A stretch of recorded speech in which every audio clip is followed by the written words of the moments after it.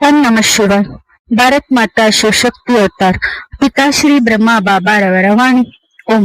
ಪಿತಾಶ್ರೀ ಶಿವ ತಂದೆಯ ನೆನಪಿದೆ. ಮುಳ್ಳಿಯ ದಿನಾಂಕ 27/8/2026. Revise course 28/8/2020. ಓಂ ನಮ ಶಿವಾಯ. ನಿಶ್ಚಯ ಬುದ್ಧಿ ಮಕ್ಕಳೇ, ವರ್ತಮಾನ ಸಮಯದಲ್ಲಿ ತಂದೆಯು ಎಲ್ಲರಿಗೂ ಒಂದು ಸಂದೇಶವನ್ನು ಕೊಡಲು ಬಯಸುತ್ತಾರೆ. ಅದೇನೆಂದರೆ, ತಂದೆಯು ಯಾರಿಗೂ ನಿಶ್ಚಯ ಮಾಡಿಸಲು ಬಂದೇ ಇಲ್ಲ. ತಂದೆಯು ಒಂದು ವೇಳೆ ಈ ತನುವನ್ನು ಪಡೆದಿದ್ದರೆ ನಾನು ಇದ್ದೇನೆಯೋ ಇಲ್ಲವೋ ಎಂದು ಯಾರಿಗೂ ಸಾಬೀತುಪಡಿಸುವುದಿಲ್ಲ. ಈಗ ಮಕ್ಕಳೇ, ನೀವೇ ನೋಡಿ, ಒಂದು ವೇಳೆ ನಿಮ್ಮ ತಂದೆಯನ್ನೇ ನೀವು ಗುರುತಿಸದಿದ್ದರೆ ನೀವು ಬುದ್ಧುಗಳು. ಓಂ ನಮ ಶಿವಾಯ. ಒಳ್ಳೆಯದು.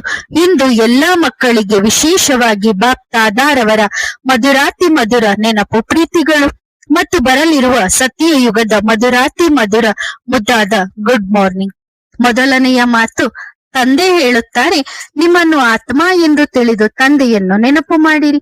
ಮನ್ಮನಾಭವ, ಮಧ್ಯಾಜೀಭವ ಮತ್ತು ಒಂದು ನಾನು ಹಾಗೂ ನನ್ನ ಬಾಬಾ ಒಬ್ಬರೇ. ಎರಡನೆಯವರು ಯಾರೂ ಇಲ್ಲ. ನಾನು ಮತ್ತು ನನ್ನ ಬಾಬಾ ಬಿಟ್ಟರೆ ಬೇರೆ ಯಾರೂ ಇಲ್ಲ. ಎರಡನೆಯ ಮಾತು, ಮಕ್ಕಳೇ, ಸಮಯ ಕಡಿಮೆ ಇದೆ, ವಿಸ್ತಾರ ಹೆಚ್ಚಿದೆ. ತಂದೆಯ ನೆನಪಿನಿಂದ ನಿಮ್ಮನ್ನು ನೀವು ಬುದ್ಧಿವಂತರು, ತಿಳುವಳಿಕೆಯುಳ್ಳವರು ಯಾವಾಗ ಆಗುತ್ತೀರಿ ಎಂದು ನೋಡುತ್ತಾ ಹೋಗಿ. ಯಾವಾಗ ನಿಮ್ಮನ್ನು ಆತ್ಮ ಎಂದು ತಿಳಿದು ತಂದೆಯನ್ನು ನೆನಪು ಮಾಡುತ್ತೀರೋ ಆಗ ತಂದೆಯಿಂದ ಎಲ್ಲಾ ಶಕ್ತಿಗಳು, ಖಜಾನೆಗಳು ಆಸ್ತಿಯ ರೂಪದಲ್ಲಿ ಸಿಗುತ್ತವೆ. ನೋಡಿ ಮಕ್ಕಳೇ, ಆಸ್ತಿ ಯಾರದ್ದು? ಯಾವ ಆಸ್ತಿ? ಮಕ್ಕಳು ಹೇಳುತ್ತಾರೆ, ಸತ್ಯಯುಗದ ರಾಜ್ಯಾಧಿಕಾರದ ಆಸ್ತಿ.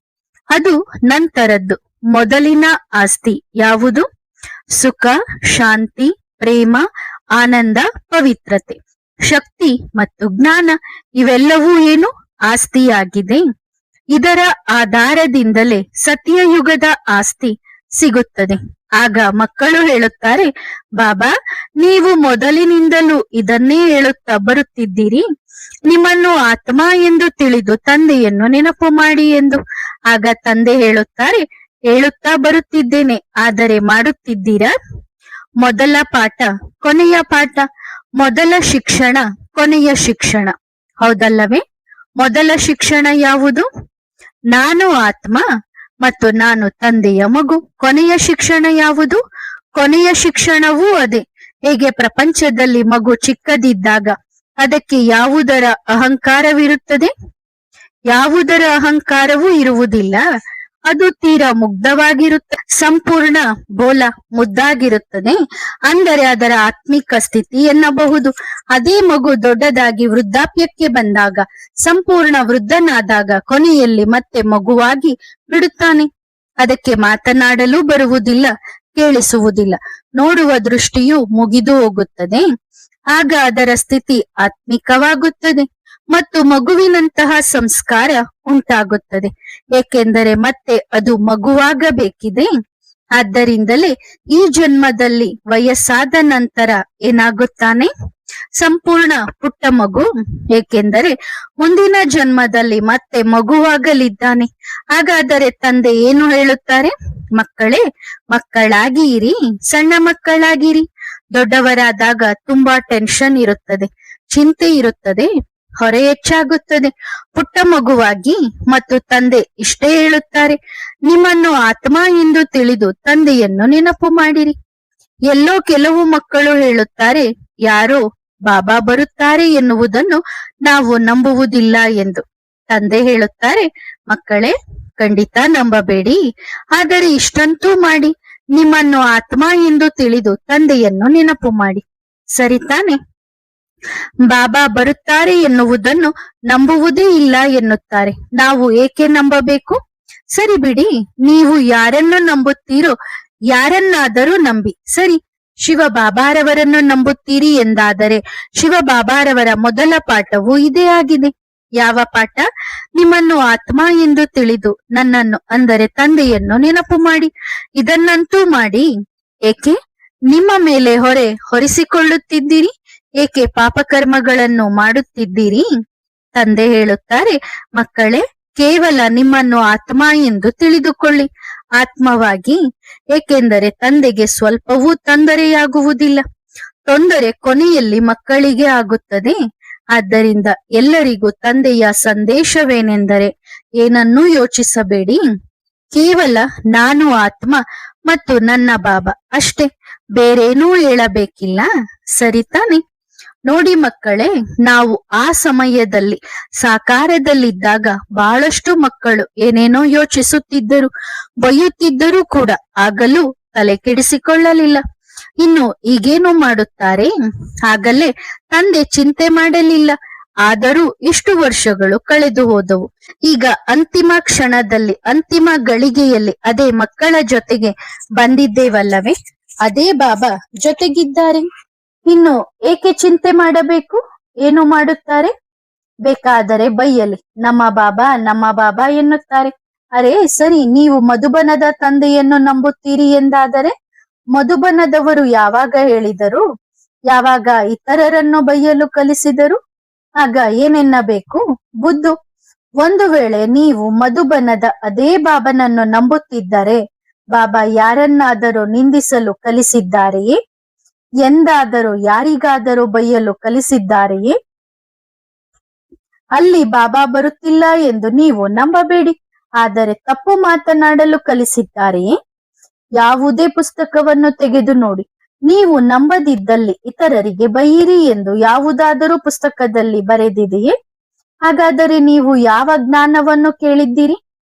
ನೀವು ನಂಬುತ್ತಿರುವ ಆ ತಂದೆಯ ಮಾತನ್ನು ನೀವು ಪಾಲಿಸುತ್ತಿಲ್ಲ. ನಾವು ತಂದೆಯನ್ನು ನಂಬುತ್ತೇವೆ ಎನ್ನುತ್ತಾರೆ. ಅರೆ, ತಂದೆಯ ಮಾತನ್ನು ಎಷ್ಟು ಪಾಲಿಸುತ್ತೀರಿ? ತಂದೆಯನ್ನು ನಂಬುತ್ತೀರಿ, ಆದರೆ ತಂದೆಯ ಮಾತನ್ನೂ ನಂಬುವುದಿಲ್ಲ. ಅಂತಹ ಮಕ್ಕಳನ್ನು ತಂದೆ ಏನು ಮಾಡುತ್ತಾರೆ? ಬರಲಿ ಬಿಡಿ. ತಂದೆ ಇಂದು ಹೇಳುತ್ತಿದ್ದಾರೆ, ತಂದೆ ಯಾವುದೇ ಮಗುವಿನ ಜೊತೆ ಎಂದಿಗೂ ಬಲವಂತ ಮಾಡುವುದಿಲ್ಲ. ನೀವು ಬನ್ನಿ, ಭೇಟಿಯಾಗಿ ಎಂದು. ಹೌದು, ಆದರೆ ತಂದೆ ಬಂದಿದ್ದಾರೆ ಎಂಬ ಸಂದೇಶವಂತೂ ಅವಶ್ಯವಾಗಿ ತಲುಪುತ್ತದೆ. ತಂದೆಯ ಪಾತ್ರ ಹೀಗೆಯೇ ನಡೆಯುತ್ತದೆ ಎನ್ನುವುದು, ನಂಬುವುದು ಬಿಡುವುದು ಮಕ್ಕಳ ಇಷ್ಟ. ಅದಕ್ಕೆ ಸ್ವಾತಂತ್ರ್ಯವಿದೆ ಮತ್ತು ಆಗಲೇ ಡ್ರಾಮಾ ಫಿಕ್ಸ್ ಆಗಿದೆ ಎನ್ನಲಾಗುತ್ತದೆ. ಈಗ ತಂದೆ ಹೇಳುತ್ತಿದ್ದಾರೆ, ಮಕ್ಕಳೇ, ತಂದೆ ಬಂದಿದ್ದಾರೆ. ನಾವು ನಂಬುವುದಿಲ್ಲ ಎಂದರೆ ಸರಿ, ನಿಮ್ಮ ಡ್ರಾಮಾ ಫಿಕ್ಸ್ ಆಗಿದೆ. ಯಾರು ಫಿಕ್ಸ್ ಮಾಡಿದ್ದು? ತಂದೆ ಮಾಡಿಲ್ಲ. ಅವರು ಸ್ವತಃ ತಮ್ಮ ಡ್ರಾಮಾವನ್ನು ಫಿಕ್ಸ್ ಮಾಡಿಕೊಂಡಿದ್ದಾರೆ. ಇದರಲ್ಲಿ ತಂದೆ ಏನು ಮಾಡುತ್ತಾರೆ? ತಂದೆ ಏನು ಹೋಗಿ ಕಾಲು ಹಿಡಿಯುವುದಿಲ್ಲ, ಬನ್ನಿ ಬನ್ನಿ ಬೇಗ ಬನ್ನಿ ಎಂದು. ತಂದೆ ಎಂದಿಗೂ ಹಾಗೆ ಮಾಡುವುದಿಲ್ಲ. ಏಕೆಂದರೆ ವರ್ತಮಾನ ಸಮಯದಲ್ಲಿ ಮಕ್ಕಳಿಗೆ ತಂದೆಯ ಅವಶ್ಯಕತೆ ಇದೆ ಮತ್ತು ತಂದೆ ಆಸರೆ ಕೊಡಲು ಬಂದಿದ್ದಾರೆ. ಅಳುತ್ತಿದ್ದರು, ಬಾಬಾ ಎಲ್ಲಿ ಹೋದರು ಎಂದು. ಅದಕ್ಕೆ ತಂದೆ ಭೇಟಿಯಾಗಲು ಬಂದಿದ್ದಾರೆ. ಮತ್ತು ಬಂದಾಗ ನಾವು ನಂಬುವುದಿಲ್ಲ ಎಂದರೆ ಸರಿ, ನಾವು ಇನ್ಯಾರ ಬಳಿಯಾದರೂ ಹೋಗೋಣ. ನಂಬಬೇಡಿ, ತಂದೆಯದ್ದೇನು ಹೋಗುತ್ತದೆ. ಆದ್ದರಿಂದ ಎಲ್ಲಾ ಮಕ್ಕಳಿಗೆ ತಂದೆ ಸಂದೇಶ ಕೊಡಲು ಬಯಸುತ್ತಾರೆ. ಡ್ರಾಮಾದಲ್ಲಿ ಏನೇ ಏರುಪೇರುಗಳಾದರೂ ನೀವು ಮಕ್ಕಳು ಏನು ಹೇಳುತ್ತೀರಿ? ನಿಮ್ಮ ಮನಸ್ಸು ಏನು ಹೇಳುತ್ತದೆ? ನಿಮ್ಮ ಬುದ್ಧಿ ಏನು ಹೇಳುತ್ತದೆ? ಏಕೆಂದರೆ ಯಾವಾಗಲೆಲ್ಲ ಪರಿವರ್ತನೆಯಾಗಿದೆಯೋ ಆಗ ವಿರೋಧಿಗಳು ನಿಂತಿದ್ದಾರೆ. ಹಾಗೆಯೇ ಸಹಯೋಗಿಗಳು ಜೊತೆ ನಿಂತಿದ್ದಾರೆ. ಸಹಯೋಗಿಗಳ ಹೆಸರು ಶ್ರೇಷ್ಠವಾಯಿತು ಮತ್ತು ವಿರೋಧಿಗಳ ಹೆಸರು ಕೆಳಗಾಯಿತು. ಆ ಸಮಯದಲ್ಲಿ ಎಷ್ಟು ಸಹಯೋಗಿಗಳಿದ್ದಾರೋ ಇಂದು ಅವರೆಲ್ಲರ ಹೆಸರು ಪ್ರಸಿದ್ಧವಾಗಿದೆ. ವಿರೋಧಿಗಳ ಹೆಸರು ಪ್ರಸಿದ್ಧವಾಗಿದೆ ಎಂದು ಯಾರು ಹೇಳುತ್ತಾರೆ ಹೇಳಿರಿ? ಆದರೆ ಸಮಯವಂತೂ ಸಾಗಲೇಬೇಕು. ಇಂದು ಇಲ್ಲಿಯವರೆಗೆ ತಲುಪಿದ್ದೇವೆ, ಹೌದಲ್ಲವೇ ಮಕ್ಕಳೇ? ಎಲ್ಲಾ ಮಕ್ಕಳಿಗೆ ಬಾಪ್ ದಾದಾರವರ ಮಧುರಾತಿ ಮಧುರ ನೆನಪು ಪ್ರೀತಿಗಳು. ಒಳ್ಳೆಯದು, ಒಳ್ಳೆಯದು ಮಕ್ಕಳೇ. ಏನಾದರೂ ಕೇಳಬೇಕಿದೆಯೇ? ಪ್ರಶ್ನೆ. ಬಾಬಾ, ಒಬ್ಬ ಸಹೋದರ ಕೇಳಿದ್ದಾರೆ, 1969ಕ್ಕಿಂತ ಮೊದಲು ಅತಿ ಹೆಚ್ಚು ಸೇವೆ ಮಾಡಿದವರು ಯಾರು? ಈ ಪ್ರಶ್ನೆಗೆ ಉತ್ತರ ಸಿಕ್ಕರೆ ಮಾತ್ರ ಬ್ರಹ್ಮ ಬಾಬಾ ಬರುತ್ತಾರೆ ಎಂದು ನಂಬುತ್ತೇವೆ. ಉತ್ತರ. ತಂದೆ ಹೇಳುತ್ತಾರೆ, ಅವರು ಸಮ್ಮುಖಕ್ಕೆ ಬಂದು ಕೇಳಲಿ. ಮತ್ತು ತಂದೆ ಇದನ್ನು ಹೇಳುತ್ತಾರೆ, ಯಾವ ಮಗು ಸೇವೆ ಮಾಡಿತ್ತೋ ಅತಿ ಹೆಚ್ಚು ಎಂದು ಹೇಳಿದಿರಲ್ಲವೇ? ಒಳ್ಳೆಯದು. ಯಾರ ಹೆಸರು ಇತಿಹಾಸದಲ್ಲಿದೆಯೋ ಅವರ ಬಗ್ಗೆ ಮಾತನಾಡುತ್ತಿದ್ದೀರಾ.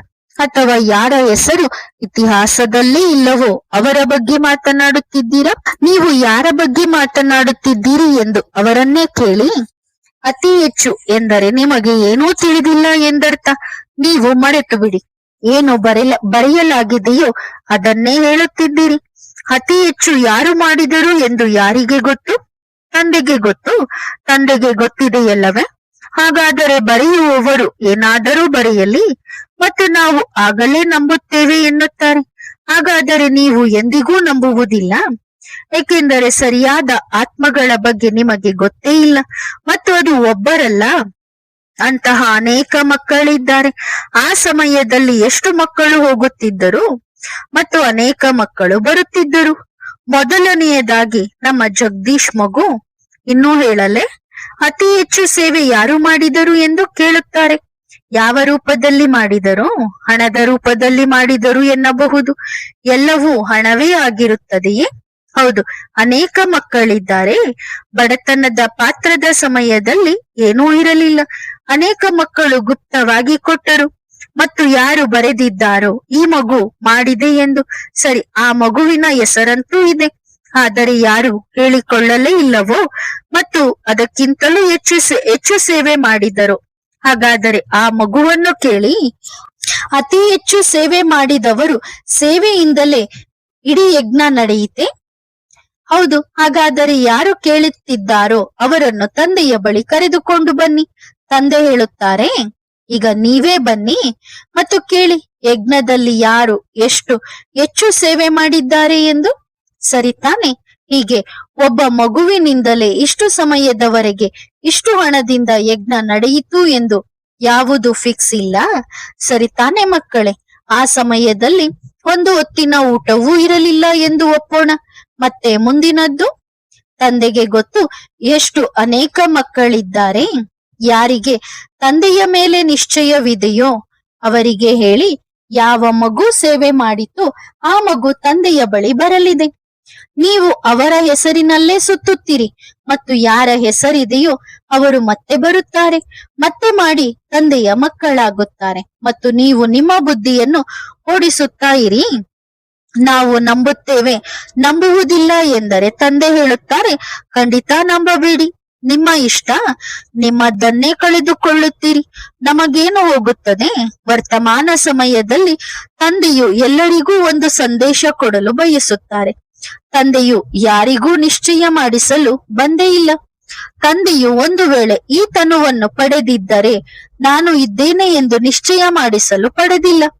ನಮ್ಮ ಬಾಬಾ ಏನು ಹೇಳಿದರು? ನಾವು ಯಾರಿಗೂ ಸಾಬೀತುಪಡಿಸುವುದಿಲ್ಲ ನಾನು ಇದ್ದೇನೆಯೋ ಇಲ್ಲವೋ ಎಂದು. ಈಗ ಮಕ್ಕಳೇ, ನೀವೇ ನೋಡಿ, ಒಂದು ವೇಳೆ ನಿಮ್ಮ ತಂದೆಯನ್ನೇ ನೀವು ಗುರುತಿಸದಿದ್ದರೆ ಬುದ್ಧುಗಳು, ಸರಿತಾನೆ? ಆದ್ದರಿಂದಲೇ ತಂದೆ ಪದೇ ಪದೇ ಹೇಳುತ್ತಾರೆ, ಒಂದು ವೇಳೆ ಡಬಲ್ ದಡ್ಡರನ್ನು ನೋಡಬೇಕೆಂದರೆ ತಂದೆಯ ಬಳಿ ನೋಡಿ. ಒಬ್ಬರಿಗಿಂತ ಒಬ್ಬರು ನಂಬರ್ 1 ಬುದ್ಧುಗಳು ಸಿಗುತ್ತಾರೆ. ಒಳ್ಳೆಯದು, ಸರಿತಾನೆ ಮಕ್ಕಳೇ? ತಂದೆ ಹೇಳಿದ್ದಾರೆ, ನೀವೇ ಬಂದು ಕೇಳಿ ಎಂದು ಅವನಿಗೆ ಹೇಳಿ. ಒಳ್ಳೆಯದು, ಸರಿತಾನೆ? ಅಂತಹ ಮುದ್ದಾದ ಮಕ್ಕಳಿದ್ದಾರೆ.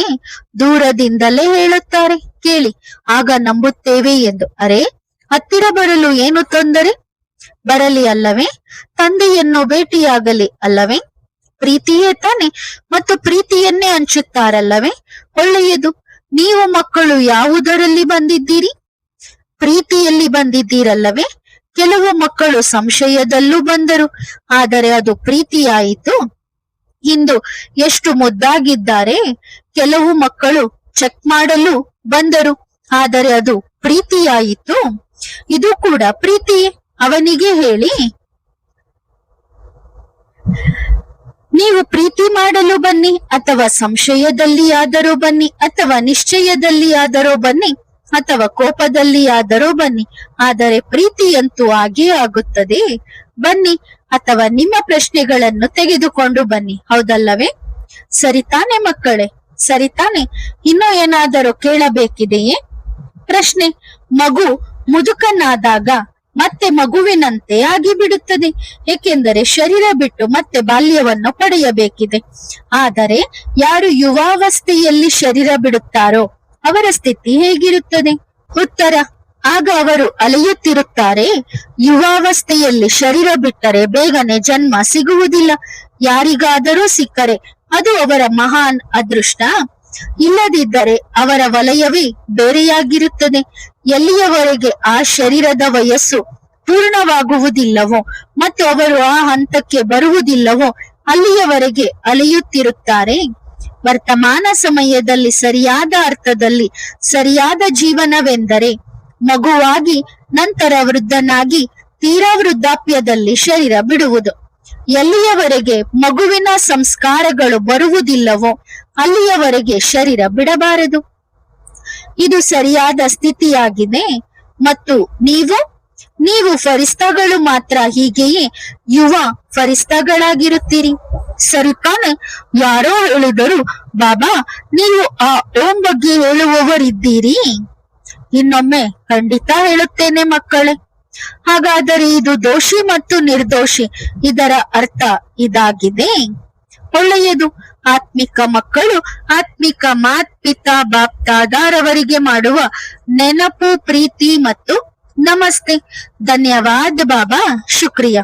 ವರದಾನ: ಆತ್ಮಿಕ ಹಂಸಭವ. ಇಂದು ಬಾಪ್ ದಾದಾರವರು 4 ಕಡೆಯ ಆತ್ಮಿಕ ಹಂಸಗಳನ್ನು ಅಥವಾ ಆತ್ಮಿಕ ಹಂಸಗಳ ಸಂಘಟನೆಯನ್ನು ನೋಡುತ್ತಿದ್ದಾರೆ. ಹಂಸಗಳ ಆಹಾರವು ಅಮೂಲ್ಯ ಮುತ್ತುಗಳಾಗಿವೆ. ಹೋಲಿ ಹಂಸಗಳು ಸದಾ ಜ್ಞಾನ ರತ್ನಗಳನ್ನು ಗ್ರಹಿಸುತ್ತಾರೆ ಮತ್ತು ಗ್ರಹಿಸುವಂತೆ ಮಾಡುತ್ತಾರೆ. ಹೋಲಿ ಹಂಸಗಳ ಬುದ್ಧಿಯ ಆಹಾರವು ಜ್ಞಾನ ರತ್ನಗಳಾಗಿವೆ. ಹಾಗಾದರೆ ನೀವು ಅಮೃತ ವೇಳೆಯಿಂದಲೇ ಬಾಪ್ ದಾದಾರವರ ಜೊತೆಗೆ ಆತ್ಮಿಕ ಸಂಭಾಷಣೆಯ ಮೂಲಕ, ಆತ್ಮಿಕ ಮಿಲನದ ಮೂಲಕ ಜ್ಞಾನ ರತ್ನಗಳನ್ನು ಧಾರಣೆ ಮಾಡುತ್ತೀರಾ? ಇಡೀ ದಿನ ಮನನ ಶಕ್ತಿಯ ಮೂಲಕ ಧಾರಣೆ ಮಾಡಿದ ರತ್ನಗಳನ್ನು ನಿಮ್ಮ ಜೀವನದಲ್ಲಿ ಅಳವಡಿಸಿಕೊಂಡು ಇತರರಿಗೂ ಮಾಡಿಸುತ್ತೀರಾ? ಒಳ್ಳೆಯದು. ಓಂ ನಮಃ ಶಿವಾಯ.